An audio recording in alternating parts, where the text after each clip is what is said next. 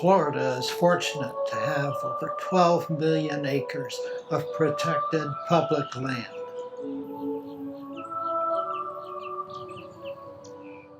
These lands help protect the environmental integrity of our state. We will explore these diverse habitats and their importance to all living things, including our own species. This is the Florida Field Journal.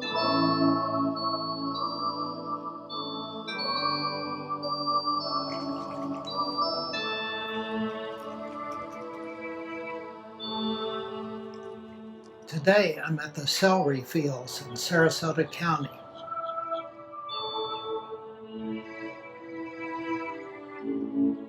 I'm going to meet Jeanne Dubi, who is the president of Sarasota Audubon.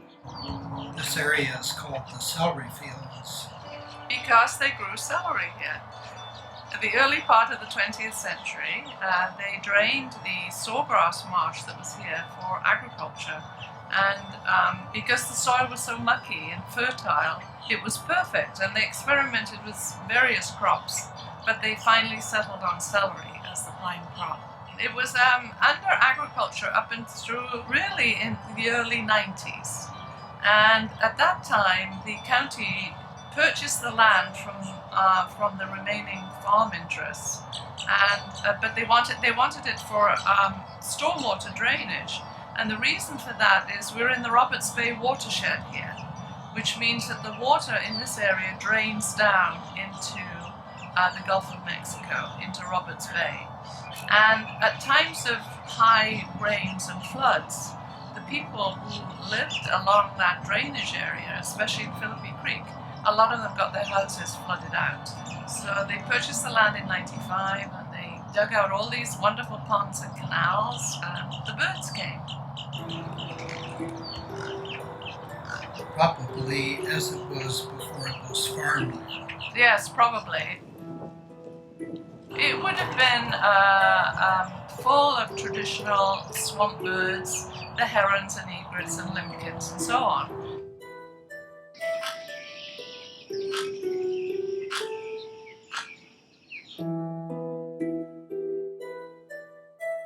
And of course, during the agricultural period, they probably declined dramatically.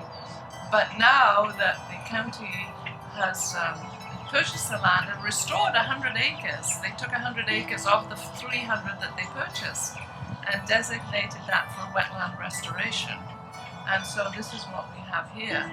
And that was finished in May of 2011. And they put hundreds of thousands of native plants in here. And before you know it, the birds had shown up. And we have birds nesting here that have not nested here probably since the historic period. I've noticed there's been a resurgence of limpkins here. Yes, that's true. Limpkins are very, very popular. They're first of all, they're a typical swamp bird. And why is that? Because they eat snails, apple snails. And there's abundance of apple snails here. But I have to say that the apple snails that are here are predominantly the exotic ones, which is actually a problem in itself. The exotic apple snails seem to be crowding out the native apple snails. And but the limpkins don't seem to care, by the way. They're thriving on it. They're thriving on the exotics. So that's why there are a lot of limpkins here. And limpkins are a bird, a Florida specialty bird. They're only found in Florida in the United States. And so people who have a real interest in birding, as I do, come to Florida just to see that particular bird. And we've got plenty of them in Sarasota.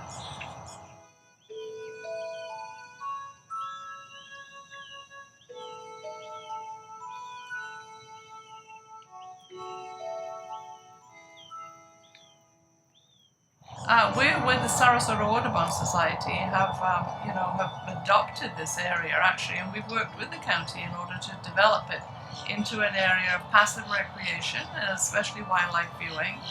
And we've taken it a step further by offering field trips to school children within Sarasota County. And this year, we started that program in January, and for 2 months we've had 1,400 children out here. And free of charge, I have to say. Sarasota Audubon and the Gulf Coast Community Foundation funded that program. And the kids are coming free of charge, and they absolutely love it. It's a wonderful program. We are hoping that we get the funding to continue that, because it was such a popular program. Once we announced that to the school system, all 28 trips were fully subscribed within a few hours. And we have 30 schools on the waiting list. So we need to keep the program going. That's great. Now you have great plans for this area. Yes. In addition to the school programs, and we want to expand those as well, we're in the middle of a capital campaign to build a nature centre just near the hill. And we have plans, so we'll probably start that within the next year. And it will be it's not just for Auduboners, it's going to be a community resource. It's going to be a visitor centre where people can come off the highway and find out what there is to do in Sarasota, in our parks and all our natural areas. And we'll also be here to help the county maintain this site for wildlife.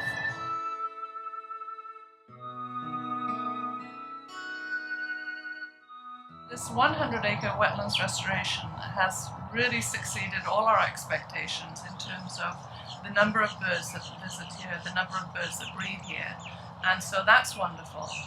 There's an area, this is just one part of the 400 plus acres, by the way, and so we hope to maybe enhance some of the other areas, help the county plan and do some of that, because there are some areas north of Palmer Boulevard that could use some more wildlife management.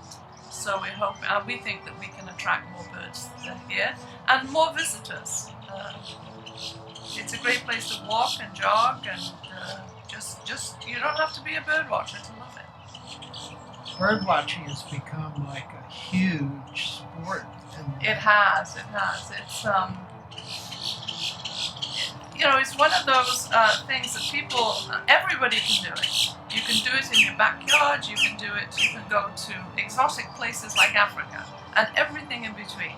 And everybody can be involved, children and adults and grandparents, and it's a low cost. I mean, you could spend very little money doing it with your binoculars in your local area, or you can go on these lavish trips, to safaris and look for birds. So there's everything in between, and it's definitely huge economic business.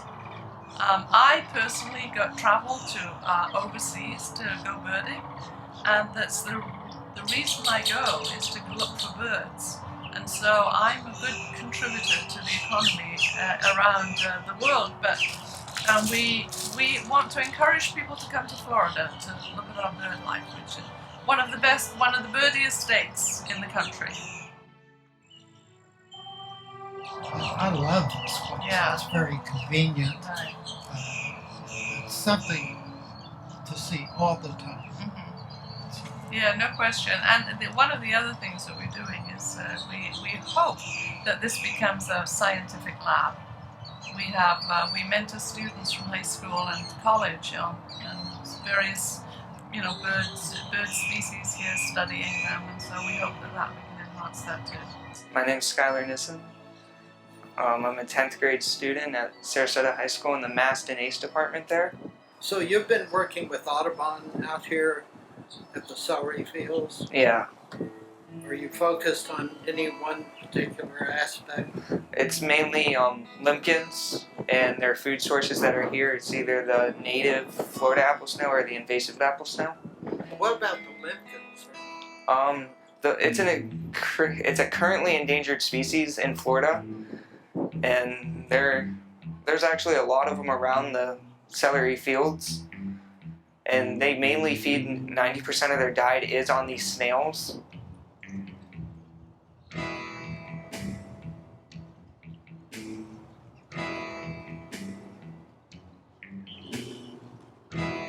And we weren't sure which snails they were eating, or like the effects of these snails or which ones are here for them to eat.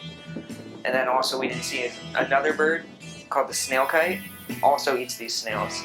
And since we didn't see any of these except a few juveniles who landed and flew off. The snail kite currently we know feeds on both species of snails as a juvenile, but favors the Florida snail.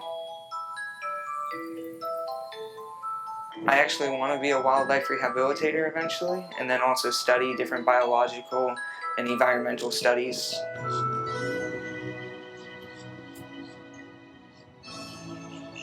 Every year in April, we celebrate Earth Day.